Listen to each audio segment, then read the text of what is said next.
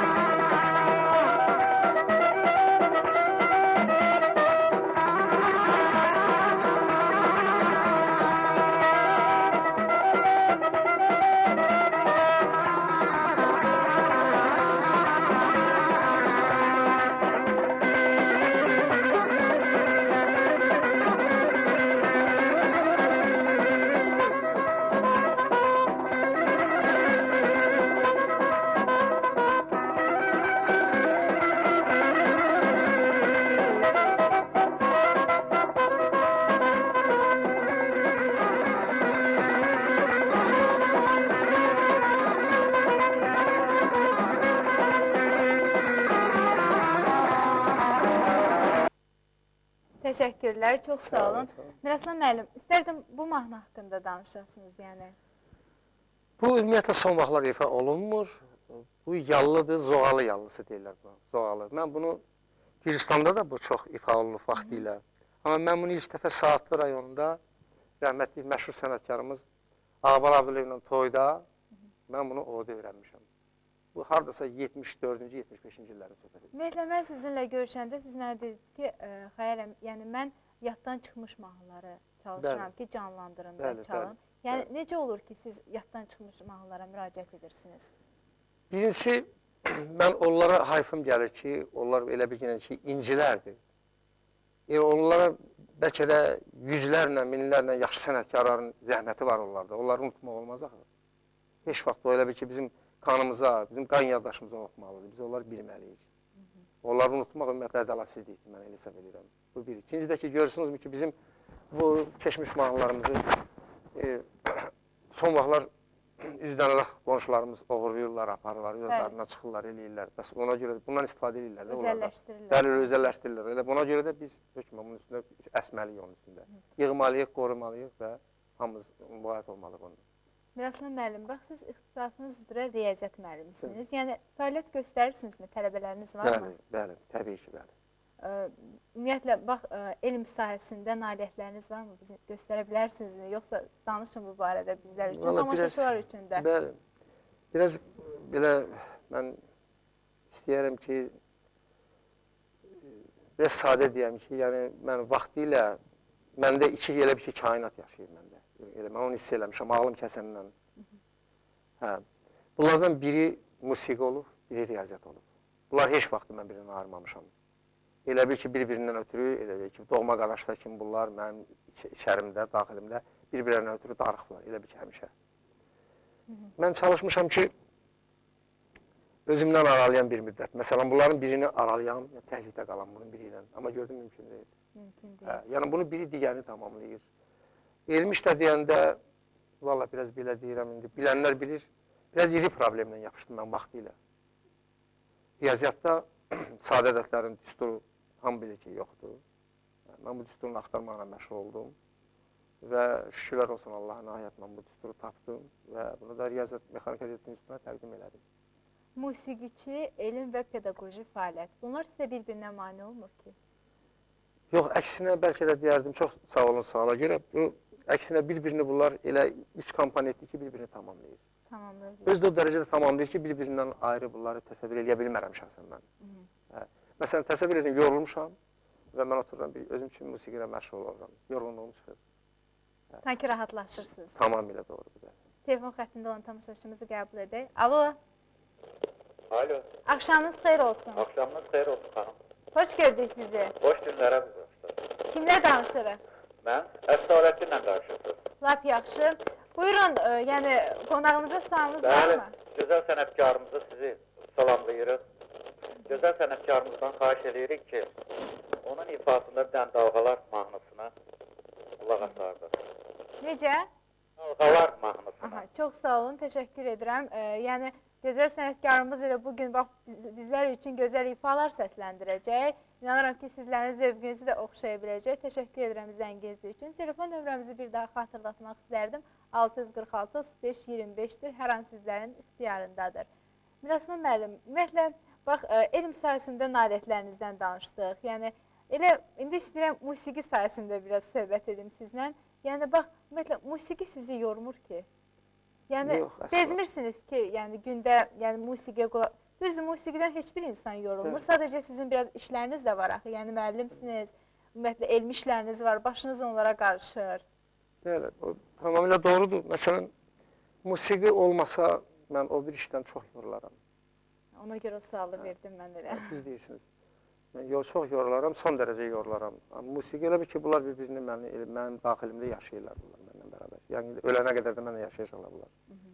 Elə bir mahnı olubmu ki, onu yaratmaq istəmişsiniz, amma bugünə kimi ərsi çıxarda bilməmişsiniz? Hə, olubdur. Texniki cəhətdən elə şeylər var ki, məsələn, bəzən olur maddi durumda. Bilirsiniz, mən sizə bir söz deyim. Mən, Xələ xanım, Moskvada oxumuşam, 6 simli gitara sinifini qurtarmışam.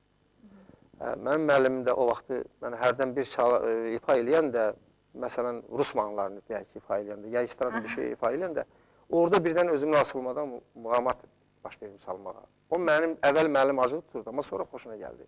Hətta mənə yaxşı təklif də elədilər o vaxt. Mən biraz razılaşmadım ailə vəziyyətinə əlaqədar olaraq. Nə dərəcədə düzdür, səhvdir, onu bilmirəm, Allah bilər onu. Mən sualınızı bir də təkrar edeyim, zəhmət olmasa. Yəni dedim ki, yəni bunlar sizə bütün işlərlə məşğulsunuz da, yəni yaradıcı bir insansınız, yəni siz durmursunuz, daha fəaliyyət göstərirsiniz. Eyni zamanda dediyiniz ki, o texniki cəhətdən məsələn... Maddi durum bir də görsəniz, qararsın kəsin. O elə şeylər olur, amma onu deyim ki, texniki cəhətdən çətinlik görmürəm. Məsələn, istənilən bir laf, dünya estradasından, laf dünya musiqisindən istənilən bir şeyi mən ifa eləməyəm. Ancaq ən əsas xalq mahnıları. Ona qüvvə verirəm, özümün xoşuma gəlir ona görə. Və xalq mahnıları daima sevilir. Doğrudan da, yəni korfeylərimizin ərsəyə qoyduğu, bugünə kimi daim oxunulur. Düzdür, bəzi sənətkarlar var ki, onlara müraciət etmir, yaddan çıxır. Amma sizi kimi sənətkarlar bir daha o mahnıları yaşadır bizlər üçün. Əziz tamaşaçılar, mən sizə xatırladıram ki, bax bu andan etibarən zəng etmək istəyirsinizsə, elə bizə zəng edə bilərsiniz, qonağımıza sualınızı verə bilərsiniz. Elə öncə də yəni yanaşı istedadınızı da bizimlə paylaşa bilərsiniz.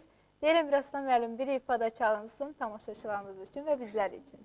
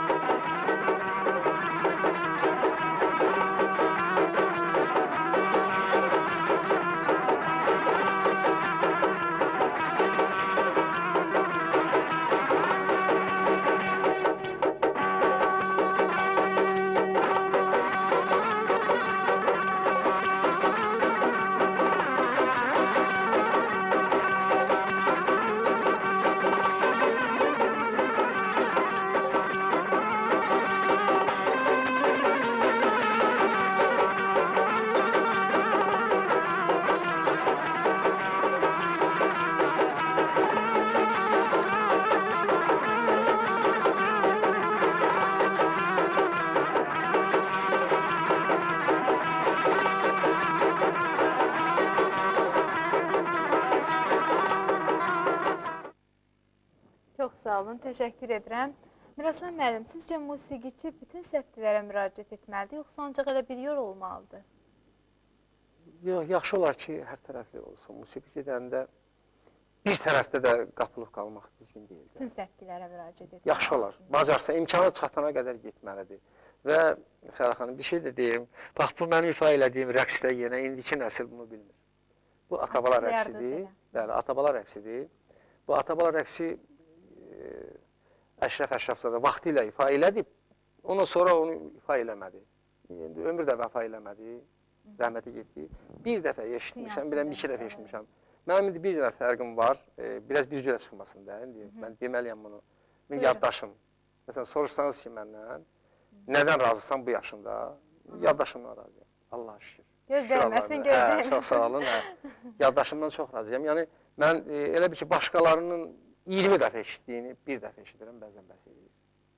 Elə olur ki, mən maşınla gedəndə bir mahnını eşitmişəm və getmişəm toy məclisinə, həmin mahnını sifariş verirlər, mən həmin onu necə eşitmişəm, ifa eləmişəm, heç tamaşaçıda heç kim də bilmir. Öz yanımda oturan yoldaşlar da deyir, hava öyrəndim bunu. Mən onlara deyəndə hamısı qalıb təəccüb. Yaddaşım pis deyil, Allah'a şükür, yaxşıdır. Riyaziyyatda da mənə kömək eləyir, elə musiqidə də mənə kömək eləyir. Hər güzel. Alo, Alo, axşamınız xeyir. axşamınız xeyir. Kimlə danışırıq? Danışan Elçin bəydir. Lap yaxşı Elçin bəy, buyurun, eşidirik sizi. Mənim bir sualım var Miraslan müəllimə. Buyurun. Siz bu yaradıcılığa neçənci ilə başlamısınız? Çox sağ olun, təşəkkür Sağ olun. edirəm sağolunuz üçün. Mən 17 yaşımdan başlamışam, demək olar ki, 50 ilə yaxındır. Mən sənətdəyim. Çoxdan başlamışam. Rəmiş, haradasa bizim məşhur sənətkarımız Bəli, Rəmişdən bir qədər sonra. Elə o, yəqin ki, mən o zaman tarzən idim, tar ifa eləyirdim. Amma gitaranın, onun ifasını görəndən sonra vuruldum gitaraya və başladım gitara.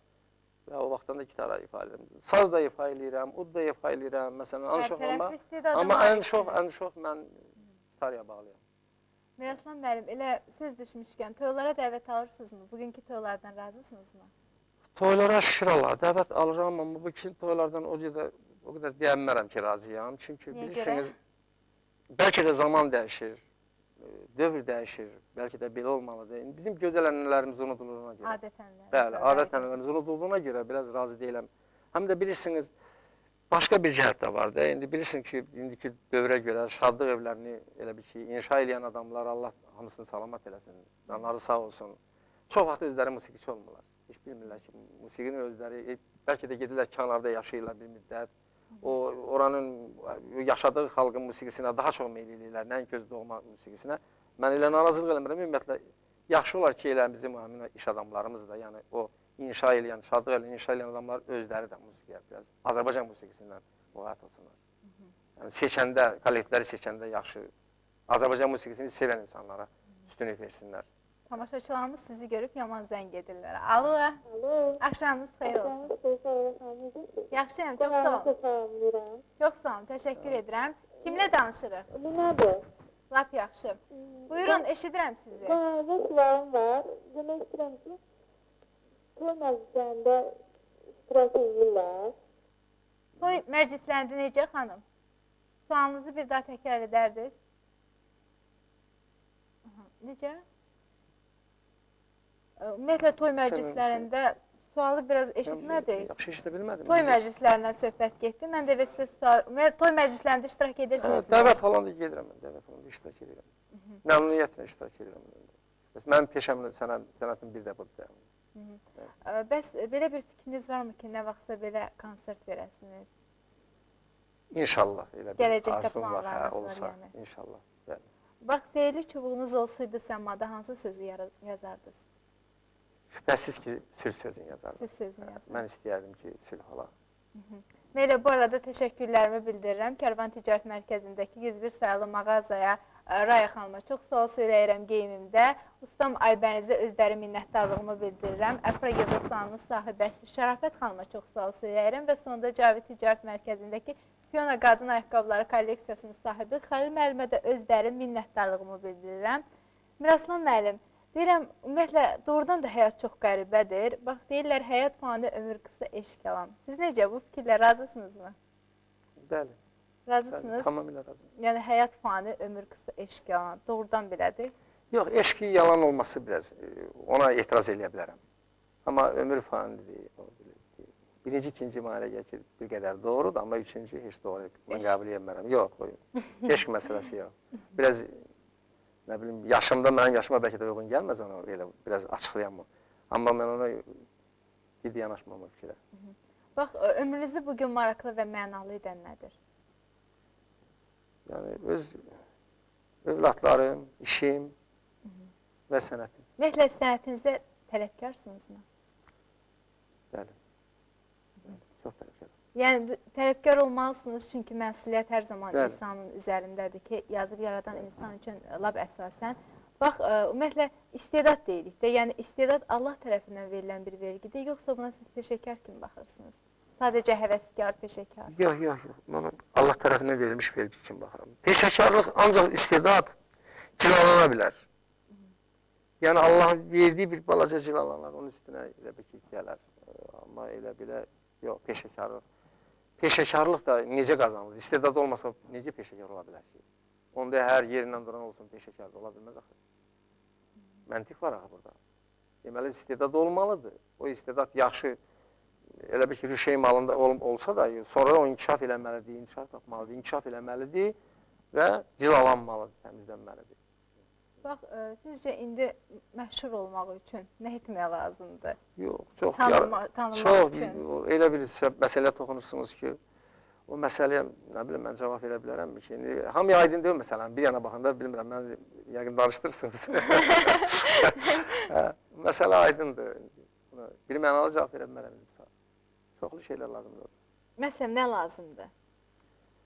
Birinci yəqin ki, talant lazımdır. Bəli, istedad.